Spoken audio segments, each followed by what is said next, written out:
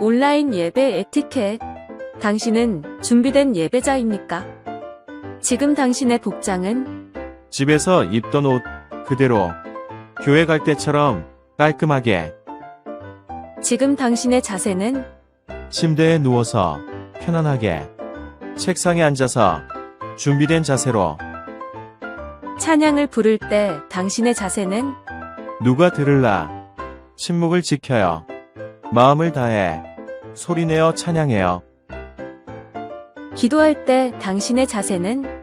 누가 보지도 않는데 다른 짓 좀 하면 어때? 마음과 정성을 다하여 진심으로. 당신의 예배 자세는 어떤 모습인가요? 준비된 몸과 마음으로 하나님께 영광 돌리는 거룩한 예배 시간 되시기 바랍니다.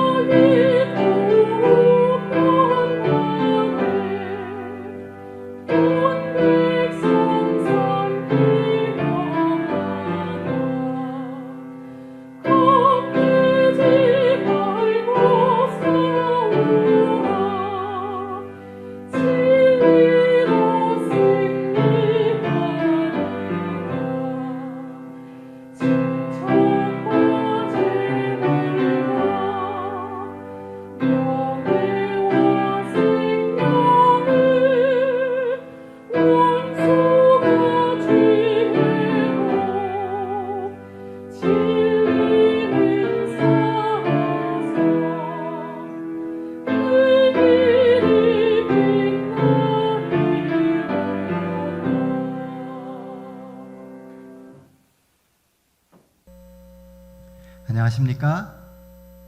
무더운 저녁입니다. 오늘도 예배를 위하여 이 예배 현장에 오신 우리 모든 성도님들을 주의 이름으로 환영합니다. 요즘 우리나라 사회에서 큰 문제 중에 하나가 중독입니다. 수많은 사람들이 각자 자신이 생각지도 못하는 사이에 이것저것에 중독이 되면서 그들의 인생을 잃어버려 가고 있는 것을 많이 보게 됩니다. 저도 예전에 중독 상담사 2급 자격증을 딴 적이 있습니다. 주변에 정말 많은 사람들이 이것저것에 중독되어서 그들의 인생을 잃어버려 가고 있는 모습을 보았기 때문입니다. 건강보험심사평가원에 최근 3년치 연도별 도박 중독 환자 현황을 보아도요, 2020년에 1633명이던 도박 중독자가 2022년에는 2260명으로 증가한 것을 볼 수가 있습니다. 뿐만 아니라 우리나라 사람들의 일 중독 역시도 심각합니다. 전체 직장인 52.1%가 자기는 일 중독자라고 고백하고 있습니다. 일을 하지 않으면 도대체 무엇을 해야 될지 모른다는 겁니다. 사실 중독이 될 만큼 일을 좋아하는 사람이 얼마나 되겠습니까? 다들 일이 좋아서가 아니라 그 일 속에서 느끼는 어떤 쾌감이나 또는 어쩔 수 없는 상황 때문에 그렇게 되어져 가고 있다는 것이죠. 다 먹고 살기 힘드니까 그만큼 더 일을 많이 해야만 되는 그런 상황 가운데로 내어 몰리는 것입니다. 이 세상에 삶의 의미와 가치 또한 기쁨을 잃어버리기 때문에 결국은 순간적인 가치와 쾌락을 쫓아가게 되는 것이고, 사단은 그것을 갈고리 삼아서 이 시대의 사람들을 중독으로 이끌어 가고 있는 것입니다. 중세 신학자인 토마스 아퀴나스는 이런 말을 했습니다. 사람은 기쁨 없이 살 수 없다. 그래서 영적인 기쁨이 없는 사람은 세속적인 쾌락에 중독된다. 세속적인 쾌락에 중독되는 사람들의 원인이 무엇이냐면 그들의 삶에 영적인 기쁨이 없기 때문이다라고 이야기하고 있다는 것입니다. 그러므로 그리스도인 된 우리는 영적인 기쁨을 먼저 맛보며 살아가는 삶을 살아야 하지 않을까요? 그래야만 수많은 세속적인 쾌락을 이겨낼 수 있게 되는 것입니다. 손양원 목사님의 글 중에 이런 글이 있습니다. 나는 예수 중독자가 되어야 하겠다. 술 중독자는 술로만 살다가 술로 인해 죽게 되는 것이고, 아편 중독자는 아편으로 살다가 아편으로 인하여 죽게 되나니 우리도 예수의 중독자가 되어서 예수로 살다가 예수로 죽자. 참 많은 것을 생각해 보게 만드는 말씀입니다. 이 한 주 우리를 유혹하는 수많은 생각들과 상황이 있다 할지라도 오직 예수로 인해서 살고 예수로 인해 죽을 수 있는 예수 중독자로 살기로 결심하시는 우리 수원 새하늘교회 모든 성도들 되게 되시기를 간절히 바랍니다. 오늘 함께 나눌 말씀은 출애굽기 20장 1절로 7절에 있는 말씀입니다. 말씀 제목은 하나님과 함께입니다. 다 같이 말씀 읽도록 하겠습니다. 구약성경 출애굽기 20장 1절로 7절에 있는 말씀입니다. 하나님이 이 모든 말씀으로 말씀하여 이르시되 나는 너를 애굽 땅 종 되었던 집에서 인도하여 낸 내 하나님 여호와니라. 너는 나 외에는 다른 신들을 내게 두지 말라. 너를 위하여 새긴 우상을 만들지 말고 또 위로 하늘에 있는 것이나 아래로 땅에 있는 것이나 땅 아래 물속에 있는 것에 어떤 형상도 만들지 말며 그것들에게 절하지 말며 그것들을 섬기지 말라. 나 내 하나님 여호와는 질투하는 하나님인즉 나를 미워하는 자의 죄를 갚되 아버지로부터 아들에게로 3, 4대까지 이르게 하거니와 나를 사랑하고 내 계명을 지키는 자에게는 1000대까지 은혜를 베푸느니라. 너는 내 하나님 여호와의 이름을 망령되게 부르지 말라. 여호와는 그의 이름을 망령되게 부르는 자를 죄 없다 하지 아니하리라. 네, 감사합니다. 오늘 본문은 우리가 잘 아는 십계명에 관련된 이야기입니다. 그런데 여러분, 십계명이 여기 출애굽기 20장 말고도 성경의 다른 곳에 또 기록되어 있다는 사실을 아십니까? 여기 말고 또 어디에 나올까요? 대부분의 분들은 십계명은 오직 출애굽기 20장에만 나온다고 생각하고 계십니다.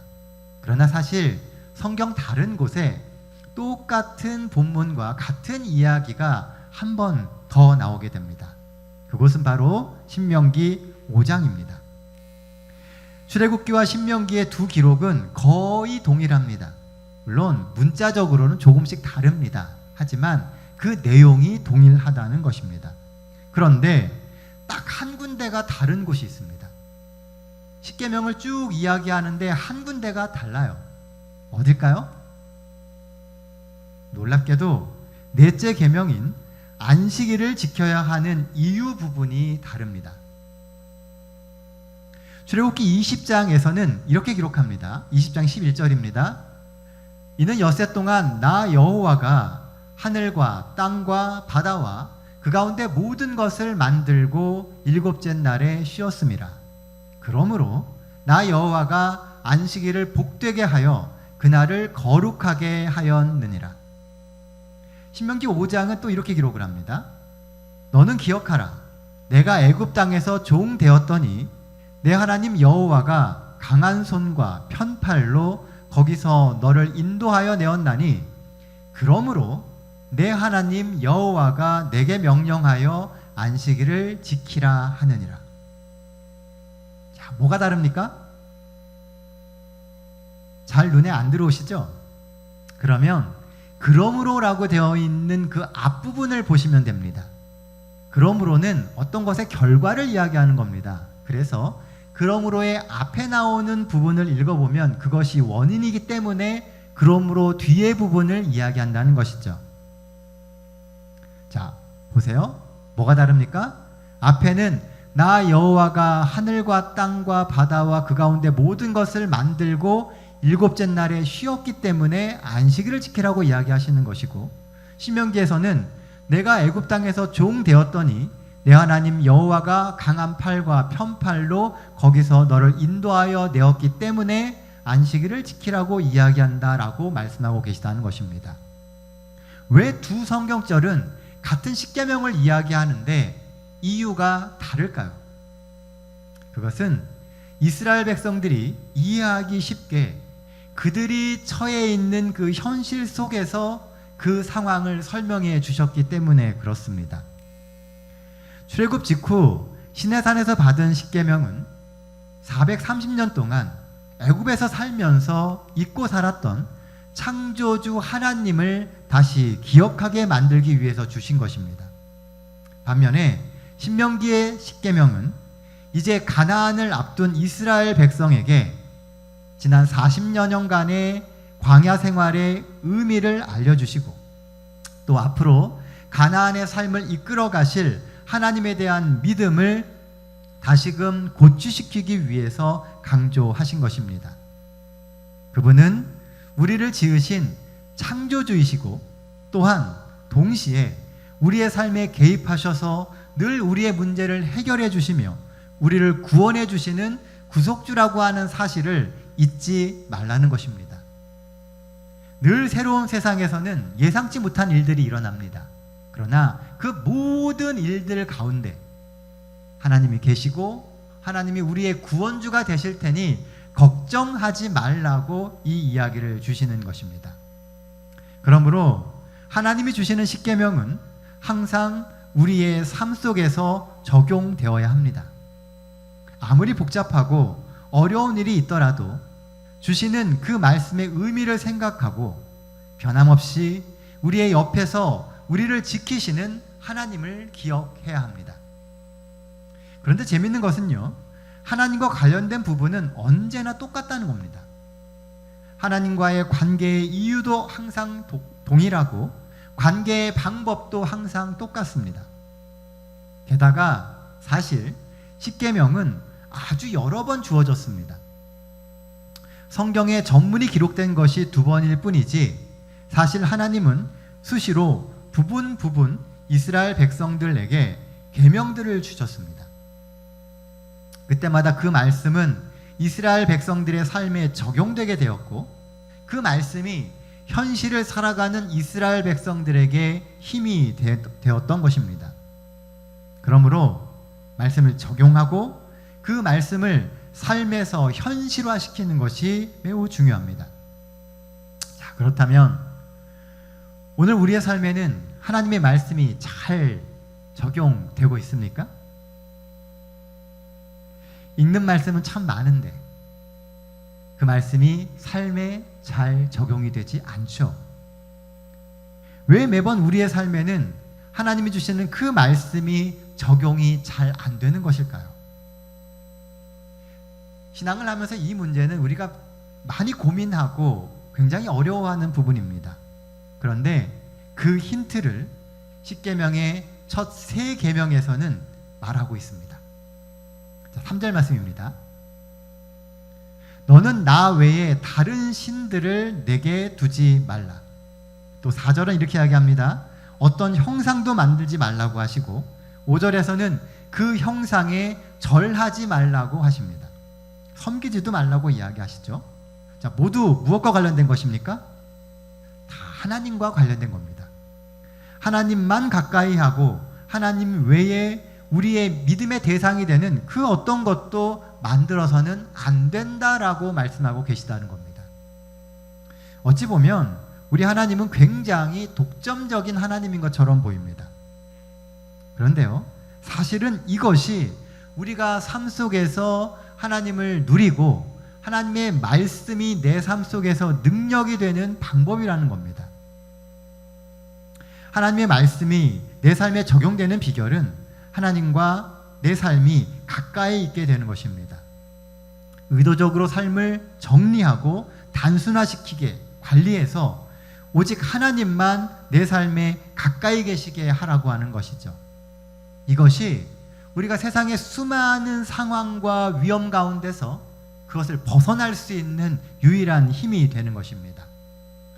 광야 생활의 시작과 거의 끝부분에 하나님께서 동일한 십계명을 다시 강조하셨다라고 하는 것은 깊이 생각해 볼 문제입니다. 왜냐하면 광야 생활의 끝은 또한 가나안의 삶을 시작하는 것을 의미하기 때문에 그렇습니다. 그런 면에서 십계명은 새로운 시작에 주시는 하나님의 삶의 원칙입니다. 출애굽 때도 그랬고 가나안의 시작 때도 그렇습니다. 그런 면에서 하늘 가나안에 들어가는 우리에게 십계명은 매우 중요합니다. 왜냐하면 이것이 곧 앞으로 우리가 살아가게 될 하늘 가나안에서의 삶의 방향과 삶의 질을 결정하기 때문입니다. 십계명의 기별은 매우 명확하고 매우 단순합니다. 한마디로 표현하면 하나님을 가까이 하라입니다. 그리고 늘 그분이 내 삶에 계신 것처럼 살라라고 하는 것이죠. 사랑하는 성도 여러분, 그렇게 사십시오. 그러면 삶이 달라집니다. 반대로 이야기하면 우리가 늘 하나님이 가까이 계시고 내 삶에 계신 것처럼 살지 않기 때문에 우리의 삶이 쉬이 바뀌지 않는다는 말이 되는 것입니다. 오늘 우리의 삶의 결심이 오직 하나님만 가까이 하며 살기로 결심하시는 우리 수원 새하늘교회 모든 성도님들 되게 되시기를 간절히 바랍니다. 본문에서 생각해 볼 두 번째 기별은 하나님의 음성에 주목하라는 겁니다. 출애굽기 20장 1절 말씀입니다. 하나님이 이 모든 말씀으로 말씀하여 이르시되. 여기서 여러분들은 어떤 특이한 점을 발견하셨습니까? 아주 단순한 말씀이죠. 하나님이 이 모든 말씀으로 말씀하여 이르시되. 오늘 우리가 보는 출애굽기 20장의 십계명은요, 처음부터 돌판으로 주신 십계명이 아니라 먼저 말씀으로 주신 십계명이라는 겁니다. 하나님이 먼저 말씀하셨던 거예요. 실제로 돌판으로 된 십계명은 모세가 시내산에서 내려올 때 주십니다. 이스라엘의 신앙은 항상 듣는 것에서 시작을 해요. 하나님의 말씀을 들음으로 인하여서 그들의 신앙이 시작되게 된다는 겁니다. 우리가 잘 알고 있는 신명기에 나오는 쉐마 이스라엘은 그 뜻이 이스라엘아 들으라입니다. 잘 들으라는 것이죠. 또한 로마서 10장 17절에서는 믿음은 들음에서 나며 들음은 그리스도의 말씀으로 말미암았다라고 말합니다. 하나님의 음성을 듣지 않는 사람은 믿음을 가질 수 없고 믿음이 없는 사람은 올바른 신앙생활을 할 수 없습니다. 결국 하나님의 말씀을 듣는 사람이 올바른 신앙인이 되게 된다라고 하는 이야기가 되는 겁니다. 그래서 읽는 말씀도 중요하지만 듣는 말씀도 중요합니다. 하나님의 말씀을 더 많이 들으십시오. 예배에 참석해서 듣고 오가면서도 말씀을 들으십시오. 듣고 또 듣고 반복해서 또 들으십시오. 앞쪽만 들어도 뒤쪽의 결론이 생각날 정도로 들으십시오. 듣다 보면 그 말씀이 자연스럽게 내 삶을 바꾸고 내 삶에 적용됩니다. 또한 우리의 삶에 하나님의 소리가 없으면 나의 소리가 들리게 되어 있습니다. 하나님의 음성과 하나님의 말씀을 듣지 않으면 그 자리를 내 생각, 나의 소리가 채우게 된다는 것이죠. 마치 그 소리가 하나님의 소리인 것처럼 들립니다. 그래서 내 맘대로 내 소원대로 살면서도 하나님의 뜻대로 살고 있다고 착각하기 쉽게 되는 것입니다. 그러므로 기도와 말씀으로 하나님의 소리를 들어야 합니다. 하나님의 말씀, 하나님의 소리에 집중하십시오. 이렇게 하나님의 말씀에 집중하며 하나님을 경외하는 삶을 살다 보면은요, 6절에 보면 그런 삶이 천대까지 은혜를 받는 길이다라고 설명하고 있습니다. 하나님을 경외하고 하나님의 음성을 들으면서 살면은 그것이 곧 천대에 이르기까지 우리의 후손들이 은혜를 누릴 수 있는 방법이다라고 이야기하고 있다는 것이죠. 그런데 여기 보면요, 재밌는 표현이 하나 나옵니다. 5절 말씀입니다. 5절에 보면 하나님은 스스로를 질투하시는 하나님이라고 표현합니다. 자, 질투하면은 어떤 느낌이 드십니까? 별로 좋지 않죠? 왠지 좀 소심하고 마음이 너그럽지 못한 그림처럼 누군가를 흘겨보는 그런 모습이 떠오르지 않습니까? 저는 질투에 대해서 이렇게 생각을 해보고 묵상하면서요, 떠올랐던 이미지가 어떤 거였냐면 자신감 결여였습니다. 왜 누군가가 질투를 하게 될까? 그것은 자신만을 사랑해 줄 것에 대한 자신감이 없기 때문에 불안해하는 것이 곧 질투가 아닌가 생각을 해보게 되었습니다. 우리 하나님이 그런 질투의 하나님입니까? 그런데 생각해 보면요, 반대로 생각해 보면 질투하지 않으면 그게 또 진짜 사랑인가? 라고 하는 생각도 듭니다. 내가 사랑하는 사람이 다른 사람에게 한눈을 팔고 나보다 다른 사람과 더 많은 시간을 보내고 있는데 그것을 좋게 보고 아무렇지도 않게 생각한다면 그게 진짜 사랑일까요? 건강한 질투는 때로는 꼭 필요한 아주 건강한 감정입니다. 질투는 진짜 사랑한다는 증거이기 때문이죠. 그러므로 우리에게 대해서 질투해 주시는 하나님께 감사하십시오. 우리를 정말로 사랑하시기 때문에 하나님은 질투하는 하나님이다라고 표현하고 계시는 겁니다. 십계명은 그런 하나님의 사랑의 고백이에요. 우리가 우상에 빠지고 세상의 유혹 속에서 희희낙락할 때 하나님은 질투하십니다. 그래서 계속 우리에게 말씀하시고 또 말씀하시며 하나님께 돌아오라라고 이야기하고 계시는 겁니다. 내가 너를 사랑하니 제발 나를 좀 바라봐라. 내가 너를 잃고 싶지 않으니 제발 나를 바라보고 사단의 유혹에 넘어가지 말아라. 그렇게 외치는 하나님의 말씀이 바로 십계명이고 하나님의 사랑의 고백인 것입니다. 하나님이 정말 주고 싶어 하는 것은 하나님 자신입니다. 하나님은 우리가 하나님을 꼭 붙들기를 원하시는 거예요. 그것 외에는 사실 하나님을 품으면 다 받게 되는 보너스입니다. 그런데 정작 우리는 그 보너스에 너무 눈이 팔려가지고 그 모든 보너스의 주인 되시는 하나님을 놓쳐버리고 있다는 겁니다. 하나님이 나와 함께 계시니까 하나님이 가지고 계신 모든 것이 내 것이 될 수 있는 겁니다. 우리가 하늘에 가서 1000년 동안 왕노릇 한다고 이야기하죠. 우리가 왕의 권세를 누릴 수 있는 것은 우리가 사랑하는, 하나님이 사랑하시는 우리가 그곳에 같이 있기 때문에 그런 겁니다. 그래서 하나님의 것이 우리 것인 양 인정되기 때문에 왕처럼 놀라운 권세를 누릴 수 있는 능력이 우리에게 있게 되는 것이죠. 이전요, 우리는 하나님을 만나고 하나님을 예배하기 위해서 모니터 앞에 또 핸드폰 앞에 모였습니다. 하나님을 가지면 하나님이 모든 것을 채워주십니다. 그러니 하나님을 믿으십시오. 그리고 나의 하나님과 오랫동안 동행하며 매 순간 그분의 사랑을 느끼며 그 사랑을 누리고 사시는 우리 수원 새하늘교회 모든 성도님들 되게 되시기를 간절히 바랍니다. 자, 이제 말씀 정리하도록 하겠습니다. 본문이 주는 첫 번째 기별은 하나님과 함께하는 삶을 살라는 것입니다. 하나님과 함께하면 주시는 그 모든 말씀이 우리의 삶에 적용됩니다. 우리의 삶이 그 어떤 순간에도 하나님은 우리의 삶 속에서 함께 하시고 의미를 부여해 주시며 우리를 붙들어 주신다라고 하는 것에 맞춰지게 되기를 간절히 바랍니다. 그게 재림을 준비하며 사는 오늘 우리의 삶이 나아가야 할 방향이고 우리가 의지할 수 있는 힘이기 때문입니다. 본문이 주는 두 번째 기별은 더 많이 그리고 더 자주 하나님의 말씀을 들어야 한다는 것입니다. 귀에 못이 박히도록 말씀을 듣고 또 들으십시오. 그리고 그 말씀이 삶에 자연스럽게 적용되게 하시길 바랍니다.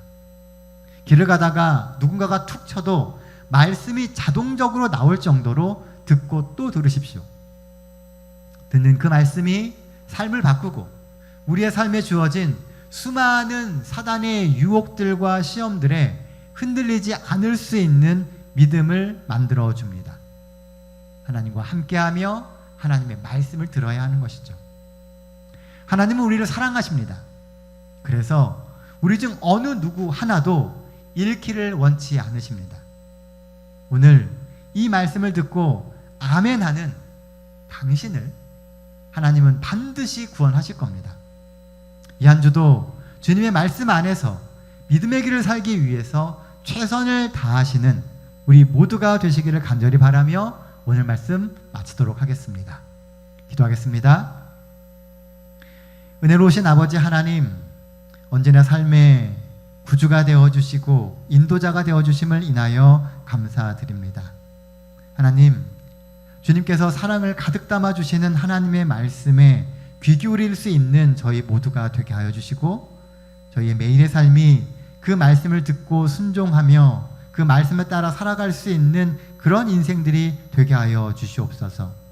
혹 저희들의 삶이 주님과 멀어지고 주님과 거리를 두고 있지 않은지 돌아보게 하시고 온전히 주님을 삶의 중심에 모시고 그 말씀에 순종하며 살아갈 수 있는 저희 모두가 되게 하여 주시옵소서. 그래서 매일의 삶이 주님을 더 닮아가고 주님과 동행하는 삶 되게 하여 주시옵소서. 특별히 이번 한 주 우리가 살아가면서 겪게 되는 수많은 시험 가운데서 주님의 말씀으로 이겨내고 승리하는 경험할 수 있게 하나님 복의 복을 더하여 주시옵소서. 우리 구주 되시는 예수님의 이름으로 기도드립니다.